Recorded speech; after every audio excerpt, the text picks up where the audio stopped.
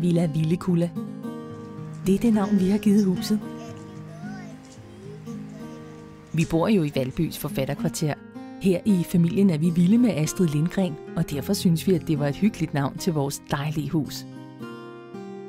Min mand og jeg er flyttet ind i huset med vores børn for snart 8 år siden. Faktisk var huset oprindeligt en bryllupsgave fra Carl Jacobsen til hans datter. Det er da meget sjovt. Selvom vi glæder os til at prøve at bo i udlandet i nogle år, så er det også vemodigt at skulle sige farvel til vores dejlige hus. Da vi flyttede ind, kom vi fra en mindre bylejlighed i Valby. Vi har haft nogle skønne oplevelser i den dejlige have.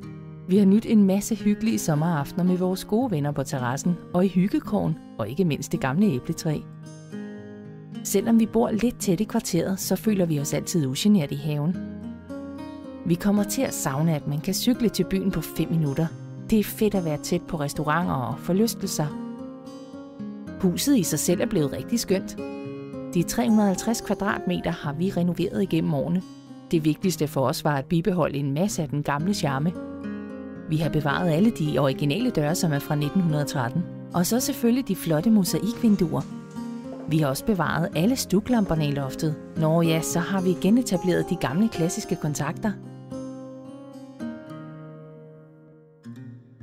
Vi har haft en masse kreativ tid i kælderen. Da vi flyttede ind, var den næsten ubrugelig, men min mand har gjort den i stand fra A til Z. Nu er kælderen en naturlig del af huset, og vores teenager de bruger den lige så meget som de 3 store børneværelser på første sal. Vores børn har også nyt området, for eksempel at kunne komme nemt til tennisbanen bare 200 meter herfra. Også legepladsen for enden af vejen har gjort det nemt at hygge sig med legekammeraterne. Og så er der også nogle gode muligheder på fællesområderne.